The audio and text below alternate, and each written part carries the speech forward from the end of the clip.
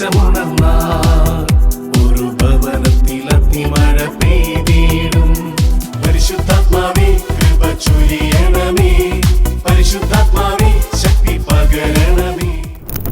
മണ്ണിലും വിണ്ണിലും മധ്യസ്ഥയായി സഹരക്ഷകയായി അഭിഭാഷകയായി, മണ്ണിലും വിണ്ണിലും മധ്യസ്ഥയായി സഹരക്ഷകയായി അഭിഭാഷകയായി, നിത്യസഹായമായി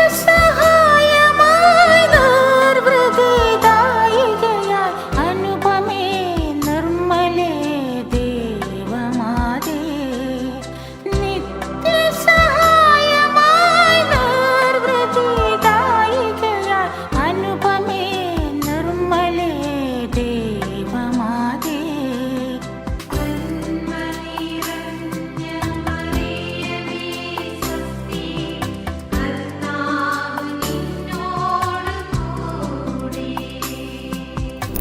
നമ്മുടെ ഇന്നത്തെ ദിവസത്തിലെ എല്ലാ ശുശ്രൂഷകളും പരിശുദ്ധ അമ്മയുടെ വിമല ഹൃദയത്തിന് സമർപ്പിക്കാം.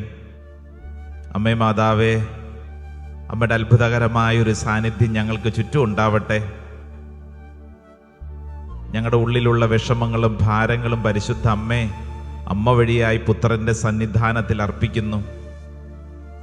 ഞങ്ങളുടെ വിഷമങ്ങൾ നന്നായി അറിയുന്ന അമ്മ ഞങ്ങൾക്ക് വേണ്ടി മധ്യസ്ഥം വഹിക്കണമേ. നന്മ നിറഞ്ഞ മറിയമേ സ്വസ്തി, കർത്താവ് അങ്ങയോടുകൂടെ സ്ത്രീകളിൽ അങ്ങ് അനുഗ്രഹിക്കപ്പെട്ടവളാവുന്നു. അങ്ങയുടെ ഉദരത്തിൻ ഫലമായി ഈശോ അനുഗ്രഹിക്കപ്പെട്ടവനാവുന്നു. പരിശുദ്ധ മറിയമേ തമ്പുരാന്റെ അമ്മേ, ഭാവികളായ ഞങ്ങൾക്ക് വേണ്ടി ഇപ്പോഴും ഞങ്ങളുടെ മരണസമയത്തും തമ്പുരാനോട് അപേക്ഷിക്കണമേ. ആമേൻ. വിശുദ്ധ യോഹന്നാന്റെ സുവിശേഷം 11-ാം അധ്യായം 3-4 തിരുവചനം നമുക്ക് വളരെ പരിചിതമായ ഒരു ദൈവവചനമാണ്.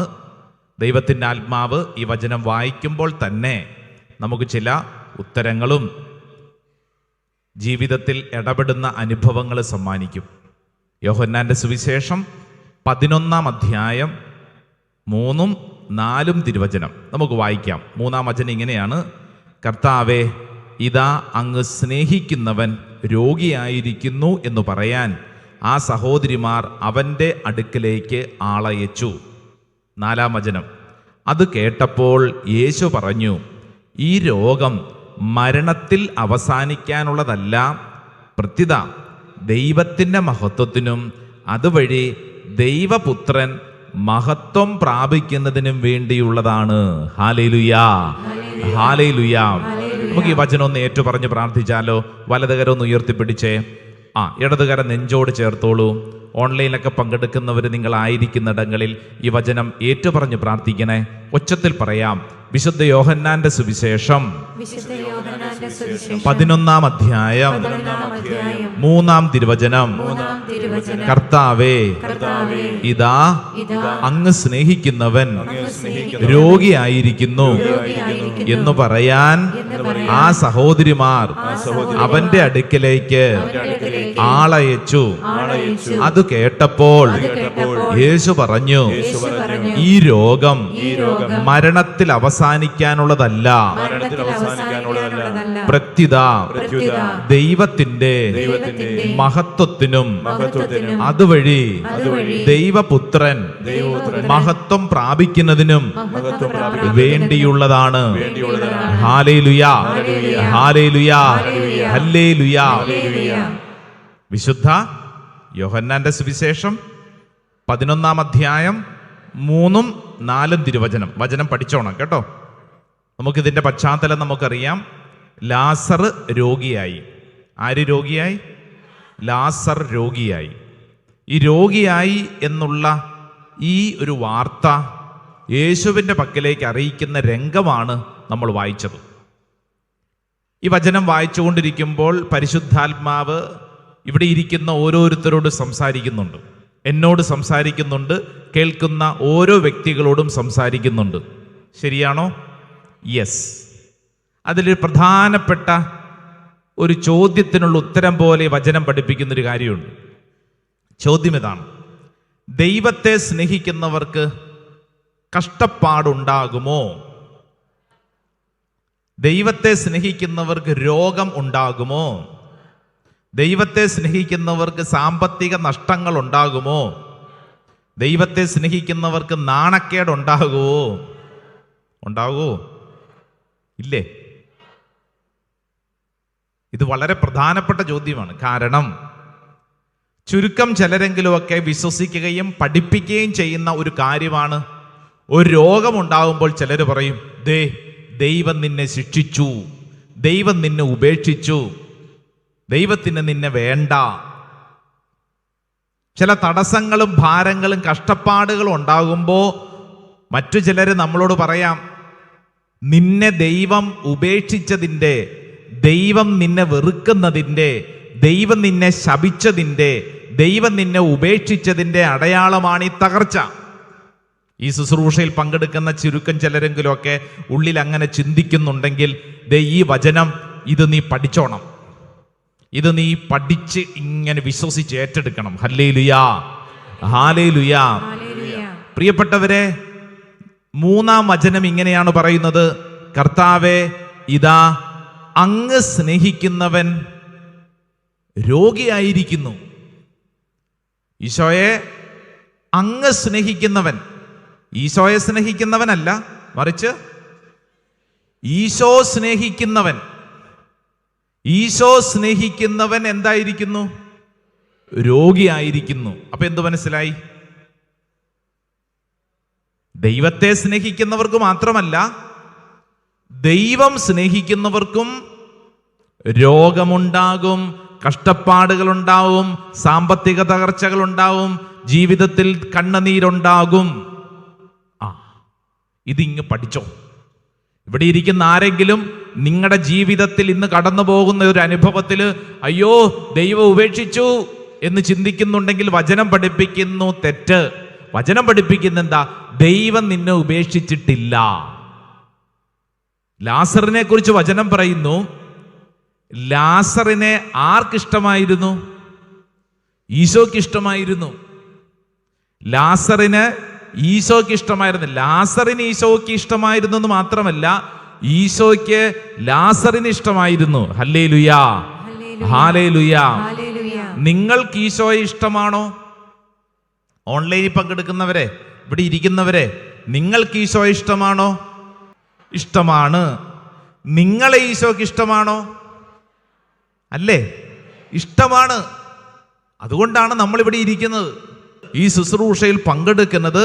നിങ്ങൾക്ക് ഈശോയോടുള്ള ഇഷ്ടം പോലെ തന്നെ ഈശോയ്ക്ക് നമ്മളെയും ഇഷ്ടമാണ്. ഇത് വെറുതെ നമ്മളെ തെരഞ്ഞെടുത്തതൊന്നുമല്ല, മറിച്ച് കൃത്യം പദ്ധതിയുടെ ഭാഗമായി ദൈവം തെരഞ്ഞെടുത്തതാണ്. ഈശോയ്ക്ക് നിന്നെക്കുറിച്ച് കരുതലും സ്നേഹവും ഉള്ളത് കൊണ്ടാണ് നീ ഇവിടെ ഇരിക്കുന്നത്, ഈ ശുശ്രൂഷകൾ പങ്കെടുക്കുന്നത്. ഒരുപക്ഷെ പുറത്തുനിന്ന് നോക്കുന്ന ചിലർ പറയും, വേറെ പണിയൊന്നും ഇല്ലേ, എന്തിനാ പ്രാർത്ഥിക്കുന്നതൊക്കെ ചോദിക്കും. അവർക്കിതിൻ്റെ ഗൗരവം മനസ്സിലാവില്ല.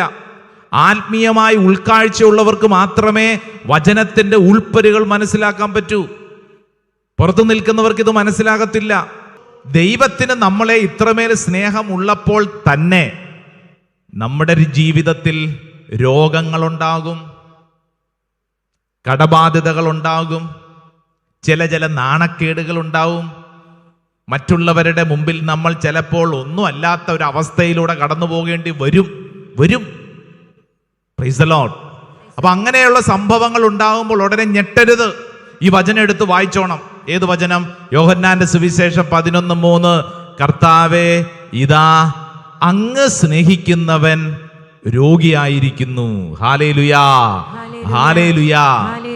ദൈവത്തെ സ്നേഹിക്കുന്നവർക്ക് മാത്രമല്ല, ദൈവം സ്നേഹിക്കുന്നവർക്കും രോഗങ്ങളും കഷ്ടപ്പാടുകളും ദുഃഖങ്ങളും ഭാരങ്ങളും ഉണ്ടാകും. പ്രൈസ് ദി ലോർഡ്, ഹല്ലേലൂയാ. അപ്പൊ അടുത്തൊരു ചോദ്യം വന്നു കഴിഞ്ഞു. ചോദ്യം എന്നാന്നറിയാവോ? ദൈവത്തിന് ഇതൊക്കെ അറിയാലോ, ദൈവം അറിഞ്ഞോണ്ടല്ലേ സംഭവിക്കുന്നത്. എന്നാ പിന്നെ ഇതെന്തിനാ ഉണ്ടാവുന്നേ? ഇതെന്തിനാ ഈ രോഗം ഉണ്ടാവുന്നേ? എന്തിനാ ഈ തടസ്സം ഉണ്ടാവുന്നേ? ഈ തടസ്സത്തോടുകൂടെ നമ്മുടെ ജീവിതം നശിക്കാനാണോ?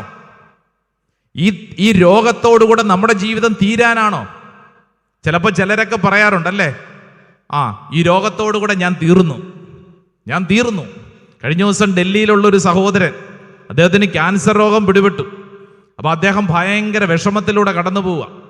കഴിഞ്ഞ ദിവസം സംസാരിച്ചപ്പോൾ അദ്ദേഹം എന്നോട് പറഞ്ഞു, അച്ഛാ ഞാൻ തീർന്നു അച്ഛാ, ഞാൻ തീർന്നു. ഞാൻ ചോദിച്ചു, സഹോദരൻ തീർന്നെന്ന് ആരാ പറഞ്ഞേ? ഇല്ലച്ചാ, ഈ രോഗം വന്നവരൊന്നും രക്ഷപ്പെട്ടിട്ടില്ല അച്ഛാ, ഈ രോഗം വന്നവരൊന്നും രക്ഷപ്പെട്ടിട്ടില്ല, ഞാൻ തീർന്നു. നിന്റെ ജീവിതത്തിൽ നീ തീർന്നുവെന്ന് നീ വിധിക്കാൻ നീ ആരാണ്? ദൈവത്തിന് നിന്നെ സ്നേഹമുണ്ട്. നിനക്ക് ദൈവത്തെ സ്നേഹമുണ്ടെങ്കിൽ ഇന്ന് നീ കടന്നു പോകുന്ന അനുഭവത്തെ ദൈവം മറ്റൊരു വഴിയിലേക്ക് തിരിച്ചുവിടും. വലതുകര ഉയർത്തി ഒച്ചത്തിൽ ഹല്ലേലൂയ പറഞ്ഞേ, അല്പം കൂടെ ഒച്ചത്തിൽ പറഞ്ഞേ. ദൈവം ഇതിനെ മറ്റൊരു വഴിയിലേക്ക് തിരിച്ചുവിടും. അതാണ് 4-ാം തിരുവചനം പറഞ്ഞിരിക്കുന്നത്. ആ വചനം ഒന്ന് വായിച്ചേ. 4-ാം തിരുവചനം. അത് കേട്ടപ്പോൾ യേശു പറഞ്ഞു, 2 കാര്യങ്ങൾ പറഞ്ഞു. ഒന്നാമത്തെ കാര്യം എന്താണെന്നറിയാവോ? ഈ രോഗം മരണത്തിൽ അവസാനിക്കാനുള്ളതല്ല. ഹല്ലേലൂയാ, ഹല്ലേലൂയാ. നിന്റെ ഇന്നത്തെ കഷ്ടപ്പാട് ഇതിൽ അവസാനിക്കാനുള്ളതല്ല. ഈ രോഗം, ഇത് നിന്റെ ജീവിതത്തിൽ മരണം നീ അവസാനമാണെന്ന് കരുതുന്നെങ്കിൽ അതിൽ അവസാനിക്കാനുള്ളതല്ല.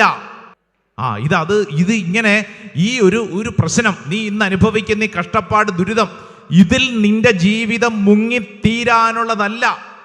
ഹല്ലേലൂയാ. It is not an end. ഇതൊരു അവസാനമല്ല. അപ്പൊ ചിലർ ചിന്തിക്കുന്നുണ്ട്, അയ്യോ അവസാനമല്ല, അപ്പൊ ഇനിയും വരുന്നുണ്ടോ? അതല്ല, മറിച്ച് നമ്മൾ ഇന്ന് ഈ അനുഭവിക്കുന്ന ഈ ഒരു ഭാരം, ഇതൊരു മറ്റൊരു മിറക്കിളിലേക്ക്, മറ്റൊരു അനുഭവത്തിലേക്ക് ദൈവം എത്തിക്കും. അതാണ് 2-ാമത്തെ സന്ദേശം വചനം പറയുന്നത്. പ്രത്യുത ദൈവത്തിന്റെ മഹത്വത്തിനും അതുവഴി ദൈവപുത്രൻ മഹത്വം പ്രാപിക്കുന്നതിനും വേണ്ടിയുള്ളതാണ്. ഹല്ലേലൂയാ. എന്ന് പറഞ്ഞാൽ എന്താ അർത്ഥം? ഇന്ന് അനുഭവിക്കുന്ന ഈ തകർച്ചയിലൂടെ വലിയൊരു ദൈവ മഹത്വം, for the glory of God, ദൈവ മഹത്വത്തിന് വേണ്ടിയുള്ളതാണ്. Praise the Lord. Hallelujah, hallelujah. ഇത് നമ്മൾ നമ്മുടെ കൺവെട്ടത്ത് തന്നെ നമ്മൾ അനുഭവിക്കും. നമ്മൾ ഇന്ന് അനുഭവിക്കുന്ന ഈ ഒരു ത്യാഗം, വേദന, രോഗം, പീഡ, ഇതിന്റെ മറുവശം നമ്മുടെ കണ്ണുകൾ കൊണ്ട് തന്നെ നമ്മൾ തിരിച്ചറിയും, അനുഭവിക്കും. ഹല്ലേലൂയാ, ഹല്ലേലൂയാ. എന്ന് പറഞ്ഞാൽ ഇന്നത്തെ രോഗത്തിന് മറുവശമുണ്ട്, ഇന്നത്തെ ക്ലേശത്തിന് ഒരു മറുവശമുണ്ട്. അതൊരു ദൈവ മഹത്വത്തിനുള്ളതാണ്. ഒരു കുറവ്, ഒരു രോഗം, ഒരു പീഡ, അതെന്തിനുള്ളതാണ്? ദൈവ മഹത്വത്തിനുള്ളതാണ്. ഹല്ലേലൂയാ. യോഹന്നാന്റെ സുവിശേഷം 2-ാം അധ്യായം, കാനായിലെ വിവാഹ വിരുന്ന്. ആ വീട്ടിൽ എന്തുപറ്റി? വീഞ്ഞു തീർന്നുപോയി എന്ന് പറഞ്ഞു കഴിഞ്ഞാൽ എന്താ അർത്ഥം? നാണക്കേട്, മാനക്കേട്, ആ വീട്ടിലെ കണക്ക് കൂട്ടലുകൾ മുഴുവൻ തെറ്റി. അതൊരു കുറവല്ലേ? അതൊരു പ്രശ്നമല്ലേ? അതൊരു നാണക്കേടല്ലേ? അതെ. എന്നാൽ അതിനെ ദൈവം എന്താക്കി മാറ്റി? ഒരു മഹത്വമാക്കി മാറ്റി. യോഹന്നാന്റെ സുവിശേഷം 2-ാം അധ്യായം 11-ാം തിരുവചനത്തിൽ പഠിപ്പിക്കുന്നുണ്ട്, ഈ അത്ഭുതം ഇതൊരു അടയാളമാണ്. എന്തിനുള്ള അടയാളം? ദൈവ മഹത്വത്തിനുള്ള അടയാളം. ഹല്ലേലൂയാ, ഹല്ലേലൂയാ. എന്നെ കേൾക്കുന്ന എൻ്റെ പ്രിയപ്പെട്ടവരെ, ഇന്നത്തെ ശുശ്രൂഷയിൽ പങ്കെടുക്കുമ്പോൾ നീ അതങ്ങ് വിശ്വസിക്കുക, ഇതങ്ങ് ഏറ്റെടുക്കുക. ഏത് വലിയ കഷ്ടപ്പാടിലൂടെ കടന്നു പോകുന്നെങ്കിലും, എത്ര വലിയ രോഗപീഠയിലൂടെ കടന്നു പോകുന്നെങ്കിലും, ഈ ഒരു വിഷയം, ഇതിലൂടെ ദൈവം ഇടപെടുന്നു, ദൈവമഹത്വം സംഭവിക്കുന്നു. ഇതൊരു അവസാനമല്ല എന്ന് പ്രഖ്യാപിക്കണം. കരങ്ങളൊന്ന് കൂപ്പിപ്പിടിച്ചേ, കണ്ണടച്ചേ. ഈ സമയത്ത് സമർപ്പിക്കുക. ഇന്ന് നീ കടന്നു പോകുന്ന അനുഭവം അതേതുമായിക്കൊള്ളട്ടെ, അതങ്ങ് ഓർക്കുക, സമർപ്പിക്കുക. ദൈവത്തിന് നിന്നെ സ്നേഹമുണ്ട് സഹോദര. ദൈവം നിന്നിൽ ഇടപെടുന്നു സഹോദരി, നീ വിശ്വസിക്കുക. ഏത് വലിയ കഷ്ടപ്പാട്, ഞെരുക്കം, ഒരുപക്ഷെ പുറത്തൊരു മനുഷ്യന് പോലും അറിയാൻ പറ്റുന്നില്ല, അത് നിന്റെ ഉള്ളിലുള്ള വിഷമമായിരിക്കും. സമർപ്പിക്കുക. കർത്താവേ, ഈ വിഷയത്തിൽ അങ്ങ് ഇടപെടുന്നു, അങ്ങേക്ക് ഞങ്ങളോട് കരുതലുണ്ട്, സ്നേഹമുണ്ടെന്ന് എനിക്കറിയാം. ഞങ്ങൾ വിശ്വസിച്ച് ഏറ്റെടുത്ത് പ്രാർത്ഥിക്കുന്നു. കർത്താവേ, ഇതൊരു അനുഗ്രഹമായി, അത്ഭുതമാക്കി മാറ്റണമേ. മക്കളെ ഓർത്ത് ഭാരപ്പെടുന്ന മാതാപിതാക്കളുണ്ടല്ലോ, സമർപ്പിച്ച് പ്രാർത്ഥിച്ചോ. ഇന്നത്തെ മക്കളുടെ ജീവിതം അത് കർത്താവ് ഒരു അനുഗ്രഹമാക്കി മാറ്റും. ഇന്നത്തെ നിന്റെ കണ്ണുനീര് അതൊരു അനുഗ്രഹമാക്കി മാറ്റും. അത് കർത്താവ് നമ്മിൽ ചൊരിയും. ഓ കർത്താവേ, എൻ്റെ ജീവിതത്തിൽ ഞാൻ അനുഭവിക്കുന്ന ഈ യാതനകളും സങ്കടങ്ങളും പരിഭവങ്ങളും ഒറ്റപ്പെടലുകളും കണ്ണുനീരുമെല്ലാം കർത്താവേ അത് സമർപ്പിക്കുന്നു. ദൈവമേ, അങ്ങ് സ്നേഹിക്കുന്നവർ രോഗിയായിരിക്കുന്നു. ലാസർ രോഗിയായി. ഇതാ നിന്റെ ജീവിതത്തിലേക്ക് കർത്താവ് സന്ദേശം നൽകുകയാണ്. വചനമാണ് സന്ദേശം. നീ ഹൃദയത്തിൽ സ്വീകരിക്കുക. വചനം വിത്താണ്. ആ വിത്ത് പൊട്ടി മുളയ്ക്കും. 2 കരങ്ങൾ സ്വർഗത്തിലേക്ക് ഉയർത്തിപ്പിടിച്ച് കണ്ണുകളടച്ച് പ്രാർത്ഥിച്ചോ. നിനക്കൊരു പ്രശ്നമുണ്ടാകുമ്പോൾ കർത്താവ് ചെയ്യുന്ന 2 കാര്യങ്ങൾ. ഒന്നാമത്തെ കാര്യം, കർത്താവ് നിനക്കൊരു വചനം നൽകും. ലാസർ രോഗിയായെന്ന് കേട്ടപ്പോൾ ഈശോ ചെയ്ത കാര്യം, ഈശോ ഇതാ ഒരു സന്ദേശം കൊടുത്തു. സന്ദേശം വചനമാണ്. വചനം ഉള്ളിലോട്ട് കടന്നു വരും. ആ വചനം അവിടെ കടന്ന് വിത്ത് പൊട്ടി മുളച്ചത് ഫലമായിട്ട് മാറും. ഈ ശുശ്രൂഷ സമയത്ത് നീ വിശ്വസിക്കുക. ഇതാ ദൈവത്തിന്റെ ആത്മാവ് നിന്നോട് സംസാരിക്കുന്നു. വചനത്തിലൂടെ സംസാരിക്കുന്നു. വചനം ഒരു വിത്താണ്. ആ വിത്ത് പൊട്ടി മുളച്ച് വളരാൻ തുടങ്ങും. നിന്റെ ഉള്ളിൽ അത് 100 മേനി ഫലം ചൂടും. ഇന്ന് നീ കടന്നു പോകുന്ന ഏതനുഭവത്തിന്റെ മുമ്പിലും എൻ്റെ സഹോദര സഹോദരി, നീ വിശ്വസിക്കുക. യേശു നിന്നോട് സംസാരിക്കുന്നു. യേശു നിന്നോട് സംസാരിക്കുന്നു. യേശുവിന് നിന്നെ അത്രമേൽ ഇഷ്ടമാണ്. നീ നശിച്ചു പോകാൻ ദൈവം ആഗ്രഹിക്കുന്നില്ല. മറിച്ച് നിന്നിലൂടെ കർത്താവ് പണിതുയർത്തും. ഇന്നത്തെ സങ്കടം ഒരു അനുഗ്രഹമാക്കി മാറ്റും. 2 കരങ്ങൾ സ്വർഗത്തിലേക്ക് ഉയർത്ത് യേശുവേ എന്ന് വിളിച്ച് പ്രാർത്ഥിക്കുന്ന സമയം, എന്റെ പ്രിയപ്പെട്ട സഹോദരെ, ഈ സമയം വിശ്വസിച്ച് പ്രാർത്ഥിക്കുക. ദൈവത്തിന്റെ ആത്മാവ് നിന്നിൽ അത്ഭുതകരമായിട്ട് ഇടപെടട്ടെ. ലാസറിന്റെ ജീവിതത്തിലേക്ക് ദൈവം ഇടപെട്ടതുപോലെ ഈ ശുശ്രൂഷയിൽ പങ്കെടുക്കുന്ന ഓരോ വ്യക്തിയുടെ മേലും ദൈവം ഇടപെടട്ടെ. നിന്റെ ജീവിതത്തിൽ ദൈവം ഇടപെടട്ടെ. നിന്റെ കുടുംബത്തിൽ ദൈവം ഇടപെടട്ടെ. ഇന്നത്തെ നിന്റെ കണ്ണുനീരിൽ ദൈവം ഇടപെടട്ടെ. നീ കടന്നു പോകുന്ന അനുഭവങ്ങളിൽ ദൈവം ഇടപെടട്ടെ. കരങ്ങൾ ഉയർത്തി ഈ കഷ്ടതയിൽ നീ ഈശോയെ എന്ന് വിളിച്ചോളൂ. ഈ കഷ്ടതയിൽ നീ ഈശോയെ എന്ന് വിളിച്ചോളൂ. ഇതൊരു അനുഗ്രഹമായിട്ട് മാറും. പിതാവിന്റെയും പുത്രന്റെയും പരിശുദ്ധാത്മാവിന്റെയും നാമത്തിൽ ദൈവജനത്തിന്റെ മേൽ ഈ വലിയ അനുഗ്രഹം സംഭവിക്കട്ടെ. വചനത്തിന്റെ ശക്തി ദൈവജനത്തിന്റെ മേൽ വെളിപ്പെടട്ടെ. കരങ്ങൾ സ്വർഗത്തിലേക്ക് ഉയർത്തി ഈശോയെ എന്ന് വിളിക്കട്ടെ. ആരാധന, ആരാധന, ആരാധന, ആരാധന, ആരാധന. ഓ ദൈവമേ, വിശ്വസിച്ച് പ്രാർത്ഥിക്കുന്നു. ഏറ്റെടുത്ത് പ്രാർത്ഥിക്കുന്നു. അഭിഷേകത്തോടെ പ്രാർത്ഥിക്കുന്നു. ദൈവമേ, ഞങ്ങളുടെ ജീവിതത്തിൽ ഇടപെടണമേ. ഞങ്ങളുടെ ജീവിതത്തിൽ ഇടപെടണമേ. 2 കരങ്ങളും ശിരസിൽ കമഴ്ത്തി വെച്ച് കണ്ണടച്ച് പ്രാർത്ഥിച്ചോ. സ്നേഹിതനീവിടെ നിന്റെ മേൽ കർത്താവിന്റെ ശക്തി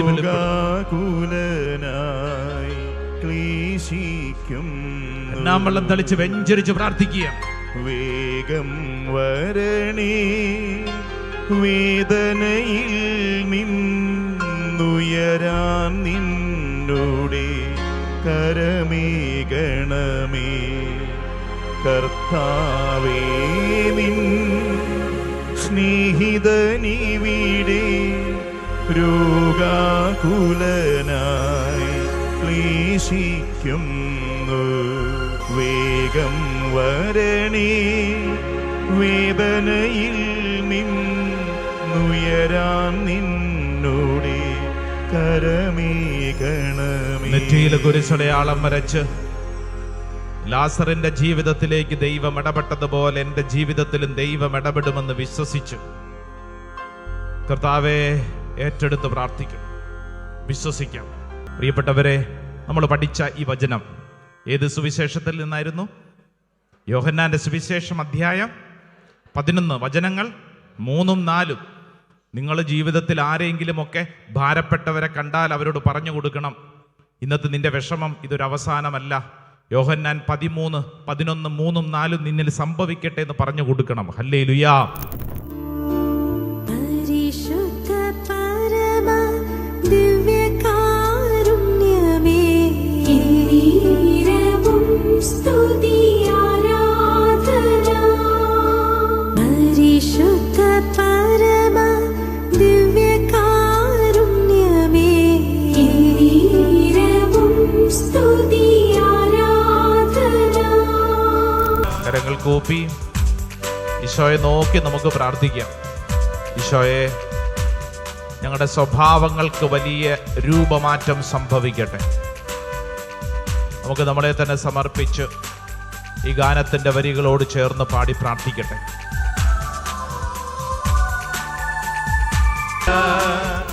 പരിശുദ്ധാത്മാവിനോടുള്ള ബന്ധം നമ്മുടെ സ്വഭാവത്തെ മാറ്റിമറിക്കും.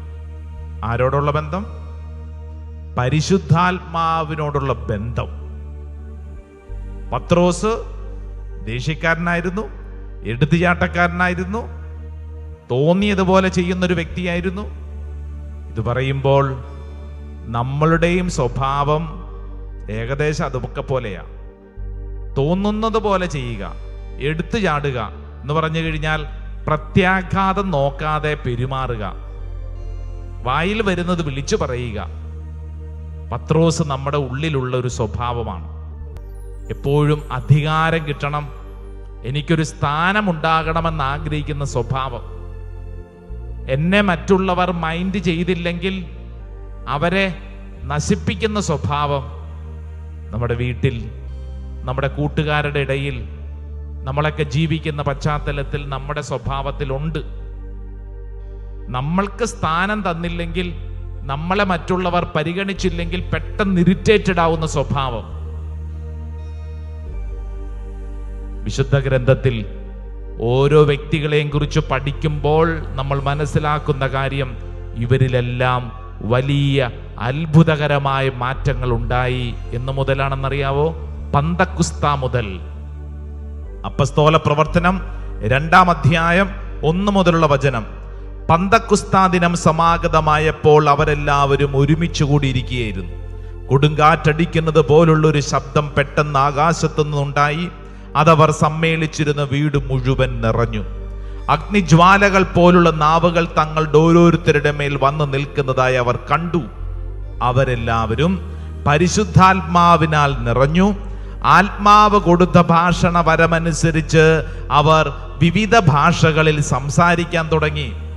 പരിശുദ്ധാത്മാവ് കൊടുത്ത ഭാഷണ വരമനുസരിച്ച് അവർ വിവിധ ഭാഷകളിൽ സംസാരിക്കാൻ തുടങ്ങി എന്ന് പറഞ്ഞാൽ പരിശുദ്ധാത്മാവ് അവരുടെ സ്വഭാവത്തിൽ അതിശക്തമായ മാറ്റങ്ങൾക്ക് തുടക്കം കുറിച്ചു. ഹല്ലേലൂയാ, ഹല്ലേലൂയാ, ഹല്ലേലൂയാ. പ്രിയപ്പെട്ടവരെ, നമ്മളും ഈ സമയം ഈ പരിശുദ്ധാത്മാവിന്റെ അഭിഷേകത്തിന് വേണ്ടി പ്രാർത്ഥിക്കുകയാണ്. കണ്ണടച്ച് 2 കരങ്ങൾ നെഞ്ചോട് ചേർത്ത് നമുക്ക് ഈ വരികളൊന്ന് പാടി പ്രാർത്ഥിക്കാൻ പോവാം. പരിശുദ്ധാത്മാവിനോട് പറയാണ്, പരിശുദ്ധാത്മാവേ, പരിശുദ്ധാത്മാവേ, പരിശുദ്ധാത്മാവേ, പരിശുദ്ധാത്മാവേ, ഞങ്ങളിൽ അധികമായ അഭിഷേകം വേണം, ഞങ്ങളിൽ അതിശക്തമായിട്ട് ഇടപെടണം, ആഗ്രഹിക്കണം. ചേർന്ന് നമുക്ക് ഒരുമിച്ച് പാടി പ്രാർത്ഥിക്കാം. പരിശുദ്ധാത്മാവേ, പരിശുദ്ധാത്മാവേ, അളവില്ലാതെ എന്നിൽ നിറയണമേ. ചേർന്ന് പാടിക്കേ, പരിശുദ്ധാത്മാവേ. പരിശുദ്ധാത്മാവേ, എല്ലാവരും വിളിക്കണം, പരിശുദ്ധാത്മാവേ എന്ന് വിളിച്ചേ. പരിശുദ്ധാത്മാവേ, അളവില്ലാതെ എന്നിൽ നിറയണമേ. ഒരിക്കൽ കൂടെ, പരിശുദ്ധാത്മാവേ, പരിശുദ്ധാത്മാവേ, അളവില്ലാതെ അധികമായി. പാടിക്കേ, പരിശുദ്ധാത്മാവേ. ചേർന്ന് വിളിച്ചേ, പരിശുദ്ധാത്മാവേ, അധികമായി എന്നിൽ നിറയണമേ. ചേർന്ന് വിളിക്കണം, പരിശുദ്ധാത്മാവേ, പരിശുദ്ധാത്മാവേ, അധികമായി അധികമായി എന്നിൽ നിറയണമേ. 2 കരങ്ങളും ശിരസിൽ കമഴ്ത്തി വെച്ച് കണ്ണടച്ച് പ്രാർത്ഥിച്ചോ. നമ്മൾ ജനിച്ചു വളർന്ന വീട്, പശ്ചാത്തലങ്ങൾ, നമ്മുടെ കൂട്ടുകെട്ടുകൾ നമ്മുടെ സ്വഭാവ രീതിയെ വല്ലാണ്ട് ബാധിച്ചിട്ടുണ്ട്. പരിശുദ്ധാത്മാവേ, ഞങ്ങളുടെ സ്വഭാവത്തെ വിശുദ്ധീകരിക്കണം. പ്രത്യേകിച്ച് ഒരു നിമിഷം ചിന്തിച്ച് നോക്കിക്കേ, നമ്മൾ മൂലം നമ്മുടെ വീട്ടിൽ ആരെങ്കിലുമൊക്കെ ഭാരപ്പെടുന്നുണ്ടോ? നമ്മുടെ സംസാരം മൂലം ആരെങ്കിലുമൊക്കെ കരയുന്നുണ്ടോ? നമ്മുടെ ജീവിതത്തിൽ നമ്മുടെ പെരുമാറ്റം മൂലം മറ്റുള്ളവർക്ക് എന്തോരം സങ്കടങ്ങൾ ഉണ്ടാവും. പരിശുദ്ധാത്മാവേ, പരിശുദ്ധാത്മാവേ, ശിരസ് മുതൽ ഉള്ളങ്കാല് വരെ ഞങ്ങളുടെ ശരീരത്തിന്റെ നിയന്ത്രണം ഏറ്റെടുക്കണമേ. രണ്ട് കരങ്ങൾ ശിരസിൽ കമഴ്ത്തി വെച്ച് കണ്ണടച്ച് പ്രാർത്ഥിക്കാം. നമ്മുടെ ഓർമ്മകളെ സമർപ്പിച്ച് പ്രാർത്ഥിക്കാം. നമ്മുടെ തീരുമാനങ്ങളെ സമർപ്പിച്ച് പ്രാർത്ഥിക്കാം. പരിശുദ്ധാത്മാവ് ഇപ്പോൾ പ്രാർത്ഥിച്ചുകൊണ്ടിരിക്കുന്ന സമയത്ത് ഏതെങ്കിലും തരത്തിലുള്ള തെറ്റായ ചിന്തകളോടുകൂടി ആരെങ്കിലും ഇപ്പോൾ പ്രാർത്ഥനയിൽ പങ്കെടുക്കുന്നുണ്ടെങ്കിൽ പരിശുദ്ധാത്മാവ് ആ തെറ്റായ തീരുമാനങ്ങളെ വിശുദ്ധീകരിക്കട്ടെ.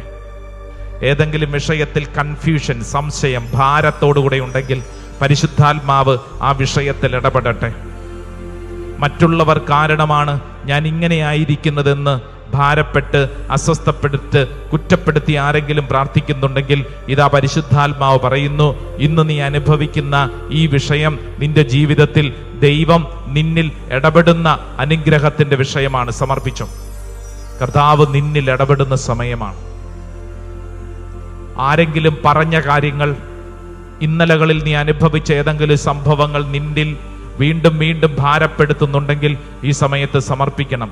പരിശുദ്ധാത്മാവേ, പരിശുദ്ധാത്മാവേ, ആ സംഭവങ്ങളെ, ഓർമ്മകളെ പരിശുദ്ധാത്മാവേ, പരിശുദ്ധാത്മാവേ അതിശക്തമായി എന്നിൽ ഇടപെടണമേ. ഭാരം മാറട്ടെ. ശക്തി, ദൈവത്തിൻ്റെ ആത്മാവ് നിന്നിലേക്ക് ഒഴുകട്ടെ, നിന്നിലേക്ക് ഒഴുകട്ടെ. രണ്ട് കരങ്ങൾ നെഞ്ചോട് ചേർത്ത് വെച്ച് കണ്ണടച്ചോ. അങ്ങോട്ടും ഇങ്ങോട്ടും നോക്കണ്ട. സമർപ്പിച്ചോ. ഏതെങ്കിലും ദുശീലങ്ങളൊക്കെ ഉണ്ടെങ്കിൽ പ്രാർത്ഥിച്ചോ. യെസ്, പരിശുദ്ധാത്മാവ് നിന്നെ ബലപ്പെടുത്തുന്നു. അതാണ് ഈ ശുശ്രൂഷയുടെ ഏറ്റവും വലിയ അനുഗ്രഹം. നീ ഏതെങ്കിലും വിഷയത്തിൽ ഭാരപ്പെട്ട് നീ പ്രാർത്ഥിക്കുന്നുണ്ടോ, ഇതാ പരിശുദ്ധാത്മാവ് നിന്നോട് പറയുന്നു, വിഷമിക്കണ്ട. ഇപ്പോഴുള്ള നിന്റെ പ്രശ്നം ഇത് പരിഹരിക്കപ്പെട്ടിരിക്കുക. പരിശുദ്ധാത്മാവിനോടുള്ള സ്നേഹം നിന്നിൽ ഉത്തരം നൽകുകയാണ്. ഒരു ബാങ്ക് ലോണിനോട് ബന്ധപ്പെട്ട് ഭാരപ്പെട്ട ഒരു കുടുംബം ഇങ്ങനെ വിഷമിച്ച് പ്രാർത്ഥിക്കുന്നുണ്ട്. എന്ത് ചെയ്യണമെന്ന് അറിഞ്ഞുകൂടാ. പരിശുദ്ധാത്മാ വിഷയത്തിൽ നീ കാണാത്തൊരു വഴി തുറക്കും. യെസ്, നീ കാണാത്തൊരു വഴി ദൈവം നിനക്ക് വേണ്ടി തുറക്കും. നീ വിശ്വസിച്ച് പ്രാർത്ഥിച്ചു. മറ്റുള്ളവർ നിന്നെക്കുറിച്ചില്ലാ കഥകൾ പറയുന്നു. നിന്റെ ഉള്ളിൽ വിഷമം, നീ അവരെക്കുറിച്ചാണ് ചിന്തിക്കുന്നത്. എന്നാൽ നീ അവർക്ക് വേണ്ടി ഒന്ന് പ്രാർത്ഥിച്ചേ, കാര്യം മാറും, അന്തരീക്ഷം മാറും. നിന്നെക്കുറിച്ച് വേദനിപ്പിക്കുന്ന തരത്തിൽ പറയുന്ന, പ്രവർത്തിക്കുന്ന വ്യക്തികൾക്ക് വേണ്ടി ഒന്ന് പ്രാർത്ഥിച്ചോ. കർത്താവ് ഇപ്പോൾ പ്രാർത്ഥിച്ചുകൊണ്ടിരിക്കുമ്പോൾ ചിലരോട് വ്യക്തിപരമായി സംസാരിക്കുകയാണ്. നിന്നെ വിഷമിപ്പിക്കുന്ന ഇന്ന ആൾക്ക് വേണ്ടി നീ ഒന്ന് പ്രാർത്ഥിക്കുന്നുണ്ടോ? അവരെ ഓർത്തൊരു നന്മ നിറഞ്ഞ മറിയമെങ്കിലും ചെല്ലാൻ പറ്റുന്നുണ്ടോ? ഇല്ലെങ്കിൽ നീ അത് ചെയ്യണം. കർത്താവ് നിന്നിൽ ഇടപെടുകയാണ്, അതിശക്തമായിട്ട് ഇടപെടുകയാണ്. വിശ്വസിച്ച് സമർപ്പിക്കുക, ഭാരപ്പെടണ്ട. മകൻ, അവന്റെ ഭാവി എപ്പോഴും ഇതാ പ്രാർത്ഥിക്കുന്ന ഒരു അപ്പന്റെ ചിന്തയാണ്. എന്താ ചെയ്യണ്ടേ അച്ഛാ, ഒരു പിടിയും കിട്ടുന്നില്ല, വിഷമം വിഷമം വിഷമം. വിഷമിക്കണ്ടെന്ന്. അപ്പാ മകനെ ഈശോയ്ക്ക് കൊടുത്തേക്കുക. ഈശോ അവനെ നയിക്കട്ടെ. എൻ്റെ മകനിൽ പരിശുദ്ധാത്മാവ് നിറയട്ടെ എന്ന് ആവർത്തിച്ച് ആവർത്തിച്ച് പ്രാർത്ഥിച്ചോ. പരിശുദ്ധാത്മാവിന്റെ നിറവ് ആ വിഷയത്തിൽ ഒരു ഉത്തരം നൽകും. ഭാരപ്പെടണ്ട, ദൈവം ഇടപെടും, ദൈവം ഇടപെടും. രണ്ട് കരങ്ങൾ നെഞ്ചോട് ചേർത്ത് കണ്ണടച്ച് പരിശുദ്ധാത്മാവേ, പരിശുദ്ധാത്മാവേ അധികമായി, ഇരട്ടിയായി എന്നിൽ നിറയണം. ആഗ്രഹിച്ചേ. രണ്ട് കരങ്ങൾ നെഞ്ചോട് ചേർത്ത് കണ്ണടച്ച് ആഗ്രഹിച്ചേ. പരിശുദ്ധാത്മാവേ, പരിശുദ്ധാത്മാവേ അധികമായി എന്നിൽ നിറയണമേ. കരങ്ങൾ കൂപ്പി വിശ്വസിക്കണം. ഞാൻ ബലഹീനനാണ്, ഞാൻ ബലഹീനയാണ്. പക്ഷേ എൻ്റെ ഉള്ളിൽ പരിശുദ്ധാത്മാവ് ജീവിക്കുന്നു. പരിശുദ്ധാത്മാവ്, ഹോളി സ്പിരിറ്റ്, പരിശുദ്ധാത്മാവ്. ദേ, ഈ പരിശുദ്ധാത്മാവിനോടുള്ള ബന്ധം നിന്റെ ജീവിതത്തെ അടിമുടി മാറ്റിമറിക്കും. ഉത്തരം കിട്ടാത്ത പ്രശ്നങ്ങൾക്ക് നിന്റെ മുമ്പിൽ വഴി തെളിയും. പരിശുദ്ധാത്മാവ് പ്രവർത്തിക്കും. രോഗിയാണോ? പരിശുദ്ധാത്മാവിനോടുള്ള ബന്ധം നിന്റെ മുമ്പിൽ സൗഖ്യത്തിന്റെ വഴി തുറക്കും. പരിശുദ്ധാത്മാവ്, പരിശുദ്ധാത്മാവ്, പരിശുദ്ധാത്മാവ്. കണ്ണടച്ച് കരങ്ങൾ കൂപ്പി പരിശുദ്ധാത്മാവ്, പരിശുദ്ധാത്മാവ്. അതിങ്ങനെ കണ്ണടച്ച് കരങ്ങൾ കൂപ്പി പറയ്, ഉള്ളിൻ്റെ ഉള്ളിൽ പറയ്, പരിശുദ്ധാത്മാവ്. ഭാരപ്പെടേണ്ട. ഓൺലൈൻ ശുശ്രൂഷയിൽ പങ്കെടുക്കുന്ന പ്രിയപ്പെട്ട കുടുംബാംഗങ്ങളെ ദേ പരിശുദ്ധാത്മാവ് ഇടപെടുന്നു. ഒരു വിവാഹാലോചനയോട് ബന്ധപ്പെട്ട് വലിയൊരു ക്രൈസിസിലല്ലേ? പ്രിയപ്പെട്ട കുടുംബാംഗങ്ങളെ പരിശുദ്ധാത്മാവ് ഇടപെടുന്നു. ഒരു വഴി ഈ നാളുകളിൽ നിനക്ക് മുമ്പിൽ തുറക്കും. ആർക്കും അടയ്ക്കാൻ പറ്റാത്തൊരു വഴി ദൈവം തുറക്കുന്നൊരു വഴി പരിശുദ്ധാത്മാവ് തുറക്കും. കരങ്ങൾ കൂപ്പി ഈശോയുടെ ആശീർവാദം സ്വീകരിക്കുമ്പോൾ പരിശുദ്ധാത്മാവേ, പരിശുദ്ധാത്മാവേ, അധികമായ അഭിഷേകം, ഇരട്ടി അഭിഷേകം. മുട്ടോളം പോരാ, നദിയോളം പോരാ. എൻ്റെ ജീവിതത്തിൽ ഇതാ വലിയൊരു നീർച്ചാലിൽ കുളിച്ചുയരുന്ന അനുഭവം, എസെക്കിയേലിന്റെ പ്രവചനത്തിലെ ദർശനം, അത് ഈ കൂട്ടായ്മയിൽ സംഭവിക്കുകയാണ്. പരിശുദ്ധാത്മാവിനോടുള്ള ബന്ധം എൻ്റെ ജീവിതത്തെ അടിമുടി മാറ്റിമറിക്കും. കരങ്ങൾ കൂപ്പി ഈശോയെ നോക്കിക്കൊണ്ട് പറ, പരിശുദ്ധാത്മാവേ, പരിശുദ്ധാത്മാവേ, അധികമായ അഭിഷേകം നൽകണമേ. പരിശുദ്ധാത്മാവേ, പരിശുദ്ധാത്മാവേ,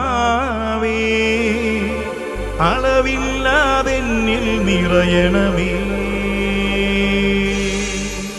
പരിശുദ്ധാത്മാവേ, പരിശുദ്ധാത്മാവേ, അതില്ലാതെന്നിൽ നിറയണമേ. പരിശുദ്ധാത്മാവേ, പരിശുദ്ധാത്മാവേ, അധികമായെന്നിൽ നിറയണമേ. പരിശുദ്ധാത്മാവേ, പരിശുദ്ധാത്മാവേ,